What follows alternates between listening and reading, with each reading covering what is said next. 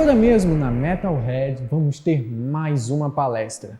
Arquitetura Front-End, otimização, comunicação e escalabilidade em seus futuros projetos. Quem traz esse conceito para a gente é Bob Farias. Ele trabalha e pesquisa em engenharia de software voltado para tecnologia web e UX design. Se eu fosse você, eu não perdia por nada.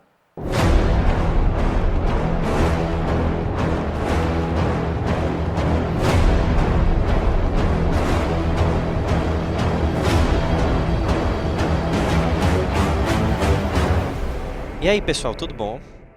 Meu nome é Bob. Hoje a gente vai falar um pouquinho mais sobre arquitetura de front-end, como a gente pode estar otimizando, tendo melhor comunicação, escalabilidade em nossos projetos. É, Eu tentei trazer algo um pouco mais simples e introdutório, porque não sei se vai ter muitas pessoas que não sabem muito sobre o desenvolvimento web, então eu quis trazer algo mais introdutório, mas também com alguns exemplos que eu venho trabalhando e que pode ser ter alguns insights úteis para as pessoas que já têm alguma experiência. Então, eu espero agregar algum conhecimento para todos vocês e eu quero também agradecer a presença de todos e também agradecer ao BT Week por estar me dando essa oportunidade. Então, vamos começar. Primeiro, eu vou me apresentar. Quem é essa pessoa que está tentando ensinar algo para vocês? Meu nome é Bob Henrique Farias.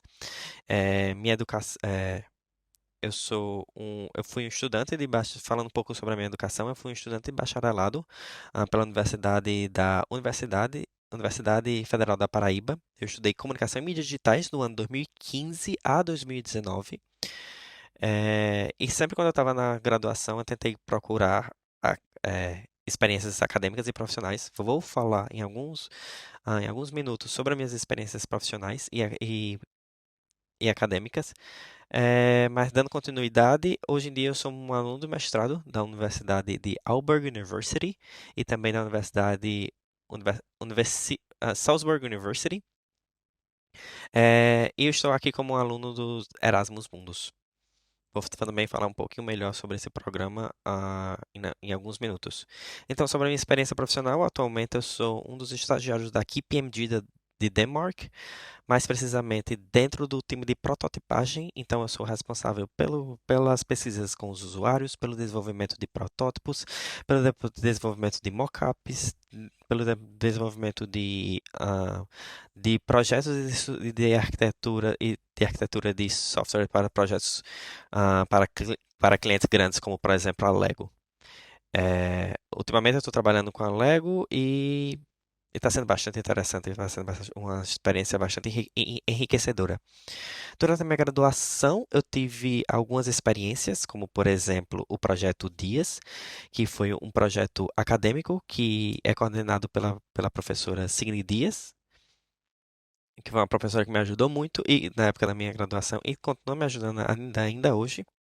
E após esse projeto, eu participei como um aluno pesquisador do Summer School, do projeto do Instituto César.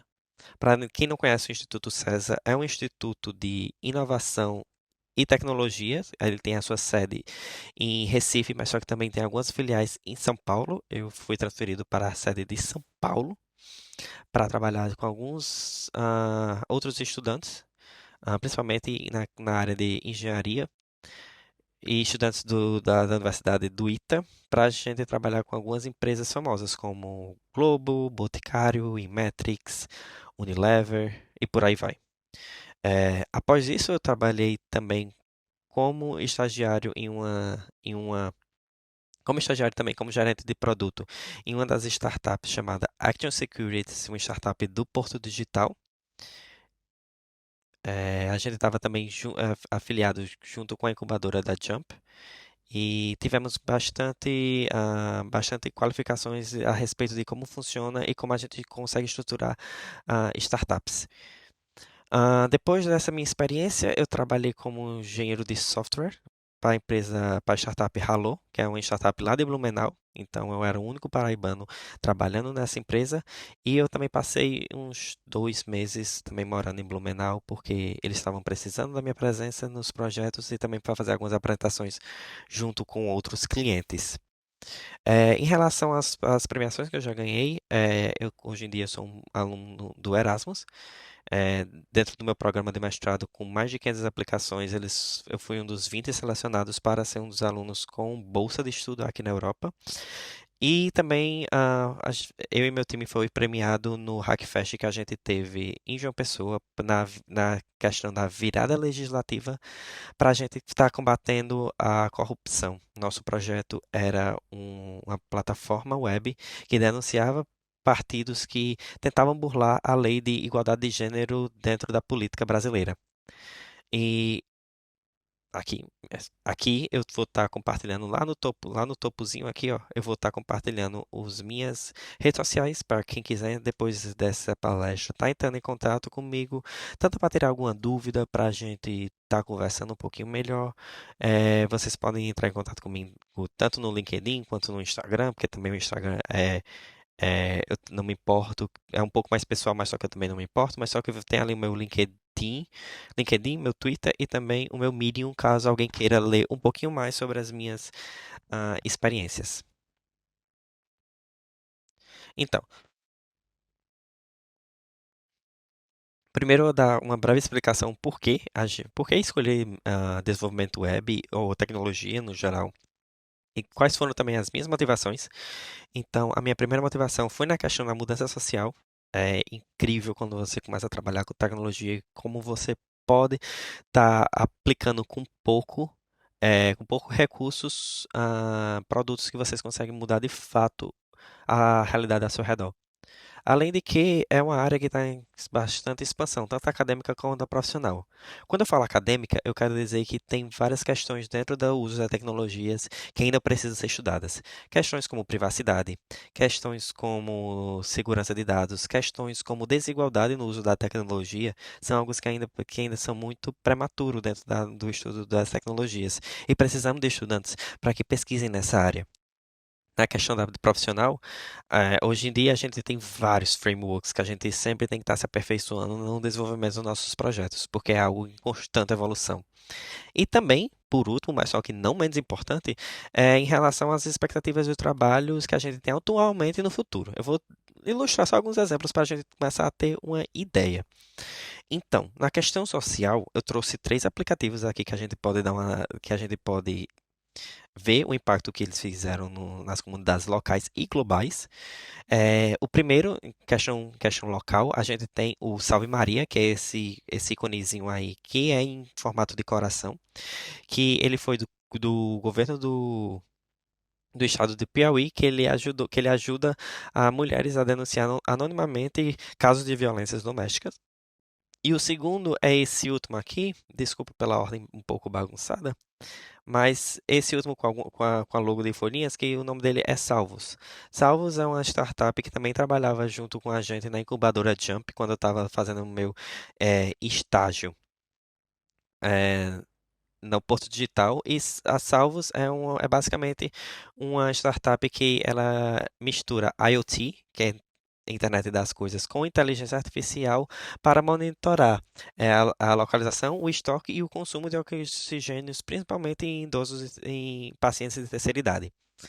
E o último que eu queria acho que mencionar é o BlaBlaCar, é algo bastante conhecido aqui entre a gente e também mundialmente. É algo que eu uso bastante aqui para viajar até para outros países com preço muito, muito, muito mais barato. E isso impactou diretamente a minha vida, porque principalmente quando eu estava fazendo o meu estágio em Recife, eu estava estudando ainda em João Pessoa. Então, muitas vezes eu pegava algumas caronas com preços muito mais acessíveis e muito mais confortáveis que os ônibus, também muito mais rápido que o ônibus, utilizando o BlaBlaCar. E até hoje em dia eu consigo fazer esse tipo de viagem e conhecer novas pessoas, novas culturas, novas experiências utilizando esse aplicativo. Então, a gente consegue enxergar como é que a gente está fazendo um impacto pela tecnologia. Certas áreas de expansão acadêmica, a gente pode ver que a gente tem vários frameworks, como eu já mencionei, como o React, o Node, o JS, o Python, estudos sobre estruturas e arquitetura de dados, infraestrutura, como a gente faz os deployments dos nossos projetos, tudo isso está em constante expansão e que a gente sempre tem que estar se aperfeiçoando. Em relação às expectativas de trabalho, eu tirei esse print dessa matéria que eu encontrei na Folha, em relação a que o mercado de tecnologia está aumentou no ano passado e também esse ano em torno de 310%. Justamente também por causa da questão da pandemia, que necessitou que os trabalhos fossem muito mais remotos e que várias coisas que a gente fazia presencialmente foram migradas para a área digital e que nunca vai voltar a ser o mesmo que era como era antigamente. Então, a perspectiva de futuro é bastante promissora na área da tecnologia.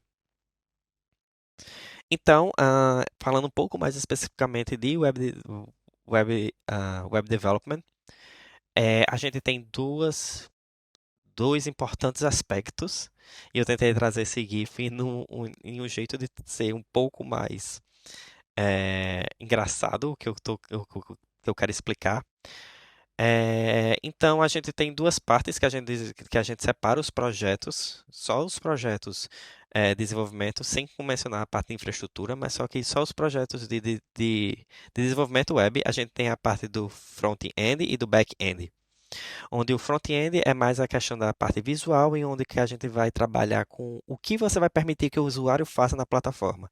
Então, toda a lógica de inputs e de outputs que vai aparecer e também que vai permitir que o usuário utilize alguma plataforma é responsabilidade do front-end. A parte do back-end o que você não está vendo, é o que fica por trás e é onde fica é o que é armazenado mais relacionado à questão do armazenamento, mais a questão da manipulação e também das autenticações de dados sensíveis e também de questões de segurança. Então tá, mas só que por que eu devo me atentar à arquitetura, principalmente se eu já estou começando agora? Tá, para que isso é, é importante? Porque temos vários benefícios e que a longo prazo eles fazem a grande diferença no na nossa vida pessoal. Eu vou dizer pessoal porque de fato é pessoal, porque a gente não se estressa. E estresse é saúde. E saúde é algo que a gente precisa preservar nos dias de hoje. E também no meio e também em relação à escalabilidade de projeto. Então, é algo para você, é algo para o seu time e é algo para o futuro de algum dos seus projetos. Então, é várias coisas que são beneficiadas ao longo se você tem esse conhecimento prévio. Então, certo, eu vou dar uma listagem aqui dos benefícios que a gente pode ter. Então, a primeira é em relação à diminuição da sobrecarga cognitiva e como a gente consegue diminuir a quantidade de energia gasta com a tomada de decisões, porque tudo dentro do seu projeto vai estar padronizado e tudo também vai ser acordado antes com o seu time. Então, você não vai ter que tomar uma decisão sozinho, você não vai ter que ficar retornando ao seu gerente para sempre estar conversando com ele o que você deve, o que ele está esperando por você. Você sempre vai ter tudo isso já vai ter padronizado. E você também já vai ter automático na sua cabeça, porque se você estiver trabalhando em mais de um projeto, você vai saber que aquele componente sempre vai estar naquele tipo de pasta, ou sempre vai estar naquele tipo de localização de subpasta. Então, você não vai ter um cansaço mental tão grande se cada projeto tiver um padrão ou uma organização diferente. Ah, os conceitos também de arquitetura de, de desenvolvimento também ajudam na comunicação dentro do time e também ajuda o seu eu futuro, porque ao momento que você vai continuando desenvolvendo sua plataforma, você também ah, continua desculpa, continua aumentando o seu projeto, fazendo mais código e sempre à medida que o projeto vai ficando maior, ele vai exigindo uma organização ainda mais elaborada. Então, coisas que você vai fazendo no início vão lhe ajudar bastante no futuro, porque você só vai seguindo a linha de desenvolvimento da organização.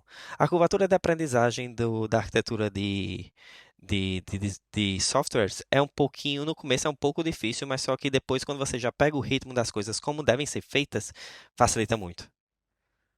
E é muito mais rápido. Novamente, como eu estava dizendo, você vai ajudar você e aos outros, porque tudo vai estar padronizado. Então, até para as pessoas que vão chegar novas no seu time, você vai ter, elas vão conseguir enxergar uma maior visibilidade nos seus projetos, no seu código, elas vão entender o que está acontecendo. Não só em questão de código, mas só que também em questão de lógica de projeto. Como o que esse projeto está buscando, o que é que ele está fazendo, qual é o, os dados que eles coletam dos usuários, quais são as manipulações, quais são os arquivos confidenciais, quais são as informações sensíveis. Então, se você tiver tudo isso muito padronizado e muito organizado, facilita muito para quem está chegando no time. E, obviamente, também aumenta a vida do projeto, porque você vai ter uma escalabilidade melhor. Porque à medida que ele for crescendo, já tudo vai estar tudo organizado. Então, o seu eu do futuro já vai estar sabendo o que fazer. Então, fica tudo na paz. E, obviamente, o seu tempo de trabalho fica muito mais fácil, muito mais fácil. E isso é menos estresse para você. Vai ser menos estresse para você, vai ser menos estresse para o seu time, vai ser menos estresse entre você e seu gerente, e vai ser menos estresse entre você e seu cliente. Isso ainda é o que é pior se você estiver lidando diretamente com o seu cliente. Então, tenha calma, senta, relaxa, vamos aprender como é que a gente pode melhorar com poucas coisas, com conceitos básicos, mas só que isso já faz uma grande diferença. Então tá. Vou ficar agora dando uma olhadinha aqui no meu roteiro que eu preparei para vocês, mas só que a primeira coisa que eu queria conversar com vocês é sobre a organização das pastas. Como é que a gente pode estar fazendo um agrupamento? Como é definido se a gente precisa ou não criar uma subpasta? Como essas subpastas podem influenciar nos nossos cliques? E como fazer de forma mais intuitiva a composição das pastas? Então, o agrupamento das pastas, você sempre tem que encontrar um equilíbrio. Você não, você sempre tem que encontrar um equilíbrio para você não agrupar também vários arquivos aleatórios ou que não fazem tanto relação um com o outro em uma mesma pasta. Isso também vale para você não criar em uma pasta várias outras subpastas que vão só lhe atrapalhar. Como, por exemplo, tem uma pasta de botão, aí outra tem outra pasta de botão primário, outra pasta com botão secundário, aí dentro dessa pasta do botão primário tem outra pasta com outro botão, que é só algo diferente desse botão primário e que não faz sentido. Para você conseguir acessar esse tipo de arquivo, o seu clique e o código que você vai escrever vai ser muito mais longo. Então, sempre também ter cuidado com a questão do agrupamento, ser bastante, que seja o agrupamento seja bastante intuitivo e que tente reduzir ao máximo a quantidade de subpastas. Só crie subpastas se for de fato necessário, porque subpastas é igual a mais cliques. Então, não, não, não, não tentem fazer isso. Porque isso impacta diretamente no caminho que você vai ter em algum arquivo. Eu trouxe aqui um exemplo do meu código. Então, aqui vocês podem ver que eu tenho, por exemplo, na pasta, por exemplo, eu divido o meu arquivo como componentes, imagens, pasta e estilo. Ponto. Dentro de pastas, de pages, eu tenho as pastas das páginas que eu tenho na minha plataforma. Então, por exemplo, nessa página aqui que eu tirei o print é a pasta Home, ou seja, é a inicial. É onde você vai ver, assim que o usuário entra, ela vai ver a primeira tela que ele vai ver. Então, nessa pasta eu tenho tem um arquivo index, que é o principal, que é o que renderiza o código para o usuário ver. E dentro dela eu tenho o arquivo de CSS, que é o arquivo que vai dar o estilo, o contexto visual ao que você está desenvolvendo e os componentes que eu só utilizo dentro dessa pasta. Também aqui, ó, por exemplo, na minha pasta de componentes, eu só tenho uma pasta de botão. E dentro dessa pasta de botão, eu tenho todos os arquivos de botão que eu preciso. Então, sempre ao máximo diminuir essa quantidade de subpastas e também ter uma intuição em onde você vai colocar os seus arquivos para você não precisar criar várias pastas. Porque, por exemplo, nesse caso, eu não precisaria criar várias páginas com categorias, detalhes, highlights. Eu não precisava porque eu não tinha para que não tinha para que criar uma pasta dentro de componentes, com esses componentes que eu só uso na home, dentro de componentes junto com button, que eu só vou utilizar dentro da pasta home. Eu só vou estar aumentando o tamanho do projeto, eu só vou estar aumentando o caminho que eu preciso acessar os outros arquivos sem necessidade. Nomenclatura. Então, a nomenclatura é como você vai escrever e como você vai definir o nome das suas variáveis, das suas funções. O mais utilizável é o caso do camel case, que é sempre a primeira letra minúscula e a outra maiúscula, tanto para variáveis e para funções, e tentar sempre escrever os nomes das variáveis e das funções de uma forma mais intuitiva e que de fato representa a questão daquela variável, daquela função. Porque para a pessoa que você que está lendo, e mesmo para o seu eu do futuro, entender do que aquela variável é, o que aquele parâmetro tá, de onde aquele parâmetro está vindo, o que esse parâmetro significa. Porque, novamente, você vai fazer bastante código e na medida que o projeto for crescendo, você vai começar a esquecer do que você programou na primeira semana.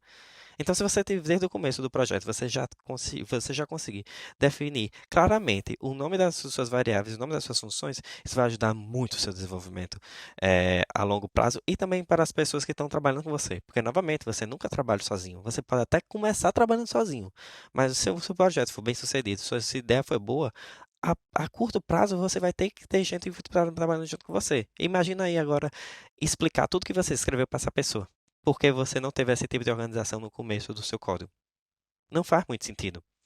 E outra coisa que eu gostaria de mencionar em relação a escrever os nomes que de fato representam as funções as variáveis, é que você vai pesquisar usando buscadores que tem nos próprios softwares para a gente escrever nossos códigos.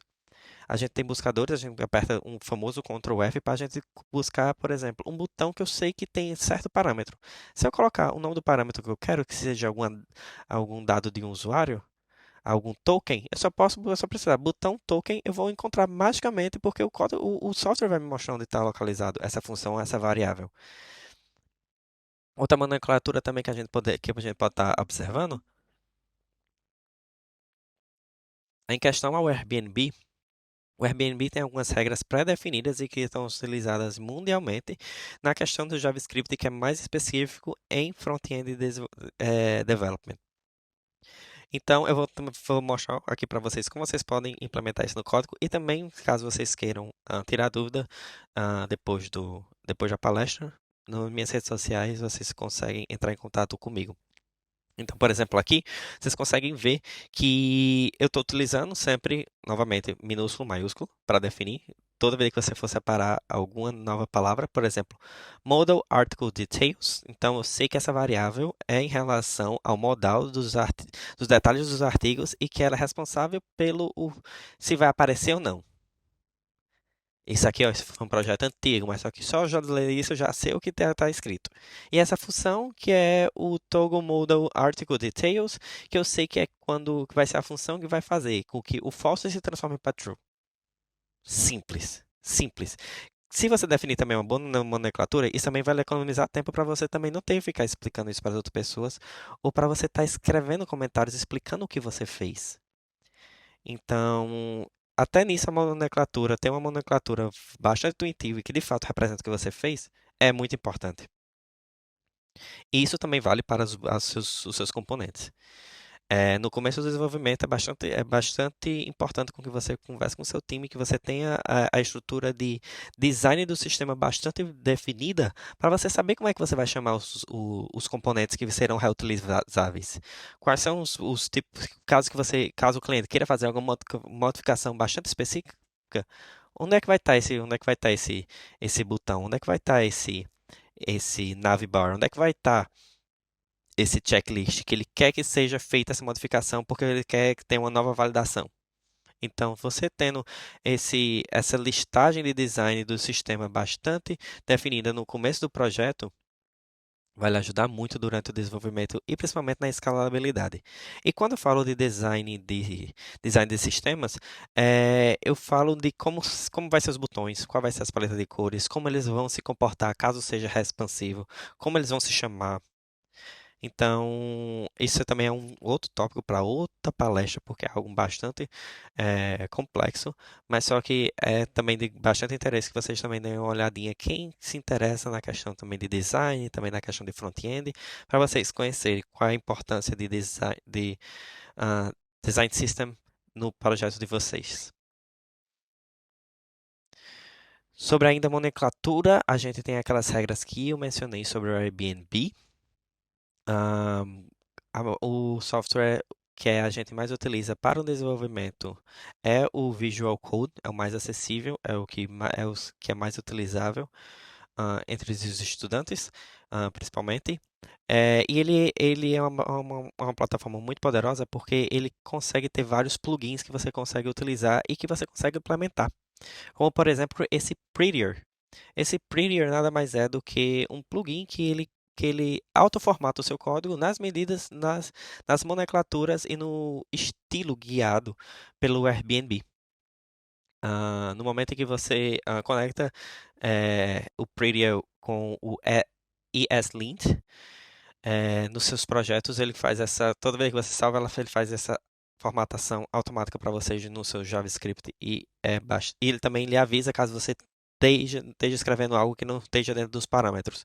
Isso ajuda também a dar uma padronizada bastante dentro do código e é algo bastante funcional, principalmente se você estiver trabalhando com outras pessoas, para eles sempre compreenderem qual é o estilo que vocês estão trabalhando, porque você pode saber, mas a outra pessoa não pode saber.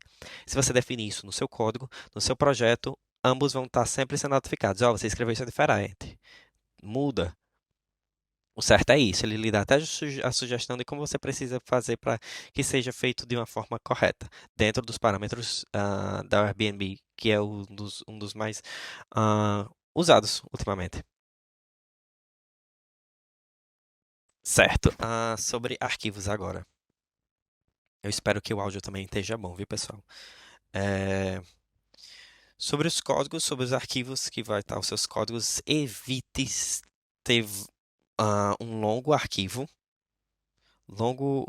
longas linhas de código em um único arquivo. Porém, contudo, entretanto, todavia, se você tiver várias linhas em um arquivo, porque você está fazendo comentários para você explicar de onde está vindo os parâmetros, de onde está vindo o que é essa função, é aceitável, porque é melhor você ter um código de fato longo, mas só que seja intuitivo, que seja fácil de ser lido, do que um código curto e que seja misterioso e que mesmo quando você for voltar no futuro para ver esse código, você não vai entender. Você vai gastar tempo, seu tempo que você deveria estar trabalhando em outras coisas para tentando entender o que você fez no passado. E também para outras pessoas que não, as pessoas que estão trabalhando com você. Também ter cuidado na hora da divisão de componentes e funções.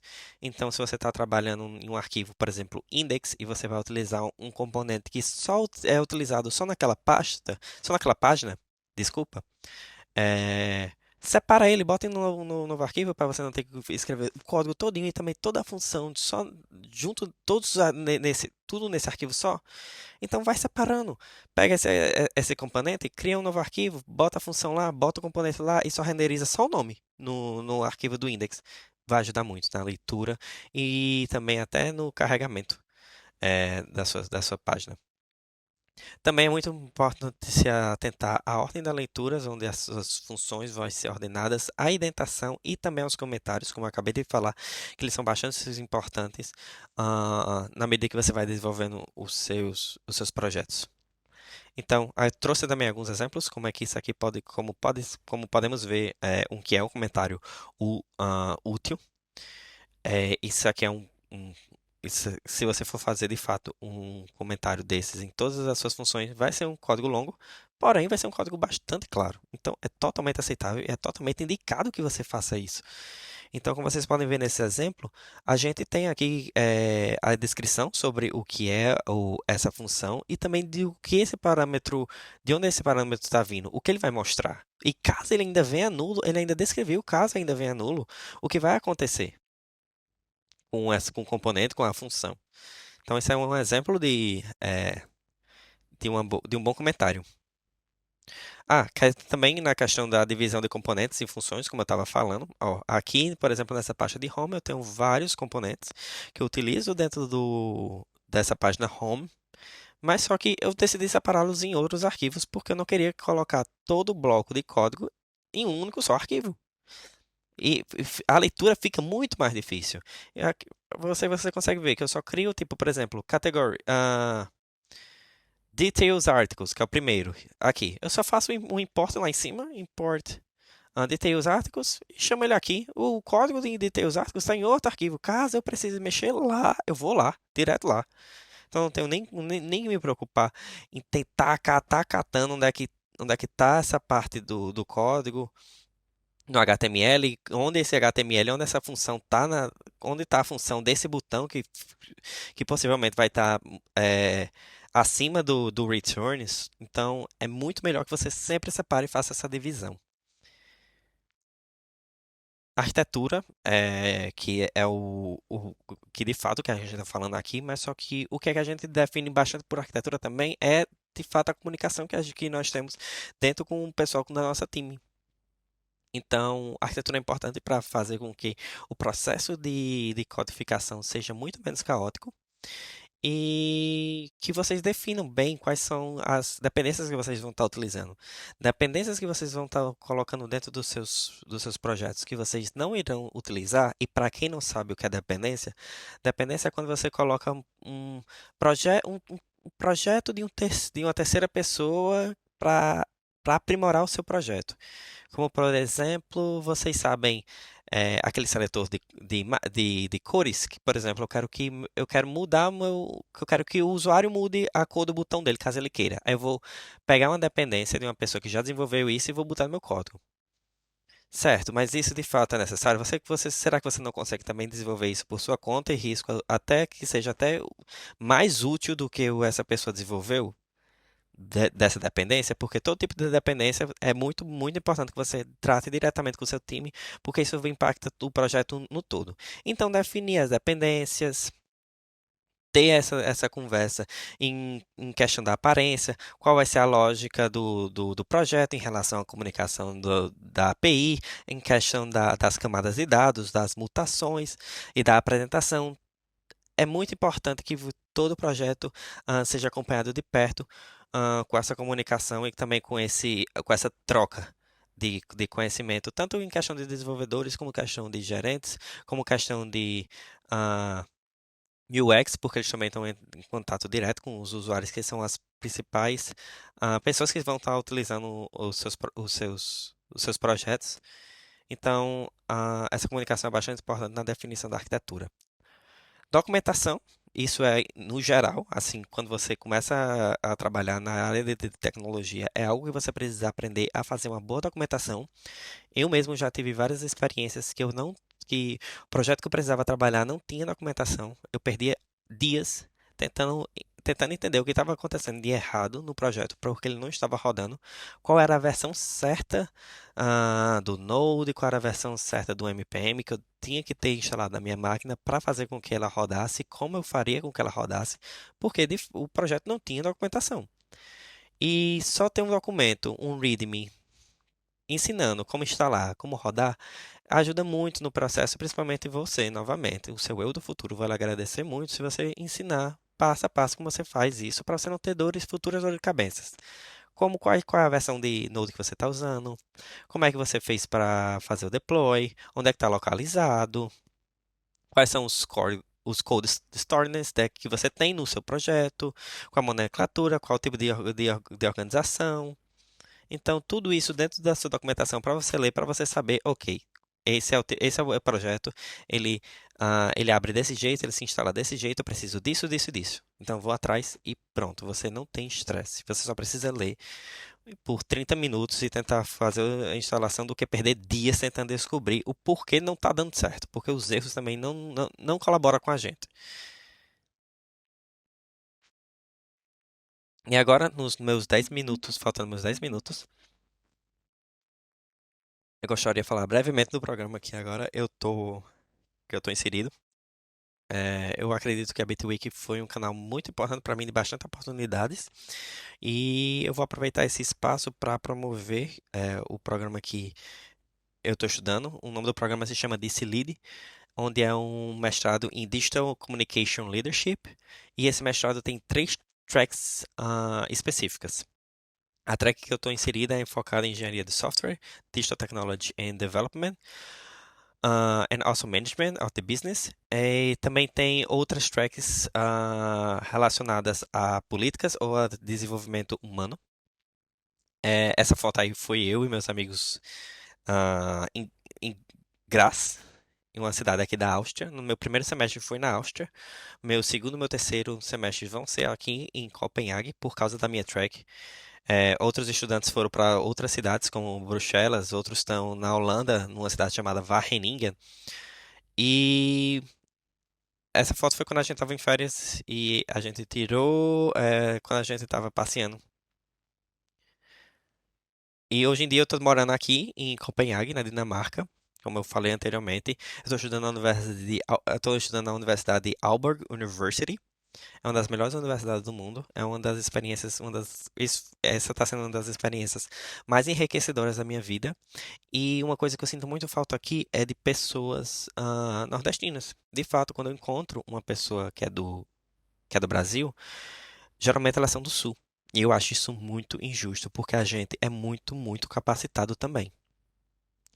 E a gente tem muita capacidade de estar aqui, a gente tem capacidade, a gente tem habilidades. A Universidade Federal da Paraíba é uma universidade muito, muito, muito, muito boa, com alunos muito promissores, com professores que de fato ajudam os alunos a crescer, com projetos inspiradores e que só não estão tendo esse tipo de oportunidade, às vezes até mesmo por falta de conhecimento, às vezes até mesmo por falta de ver outra pessoa que estava no mesmo contexto do que ele ou ela, ah, conseguindo esse tipo de bolsa. Eu não sabia da existência do Erasmus Mundus. Eu vim descobrir na época de 2019, 2018, e desde então eu estava me aperfeiçoando para tentar aplicar. E graças a Deus eu consegui ser aceito pelo meu programa. É, Eles também lhe ajudam caso você queira morar aqui no futuro, é, tanto em Copenhague, que é na Dinamarca, quanto em Bruxelas, como também na Áustria. E eu estou abrindo esse espaço aqui para dizer que vocês são muito capazes. Todo mundo aqui é capaz de também conseguir uma oportunidade, caso queira ter uma experiência internacional, porque é o tipo de experiência que abre sua mentalidade, a sua linguística, a sua compreensão cultural, de um nível que eu não consigo nem explicar. A internet nunca vai conseguir trazer isso tão perto da gente como a gente estando presencialmente nesses lugares. E eu quero a gente aqui, com o nosso sotaque mesmo aqui, com o nosso cuscuz. Meu povo, meu cuscuz está pronto, pronto. Até falta desse meme, que hoje me irrita, mas eu tô sentindo falta dele aqui.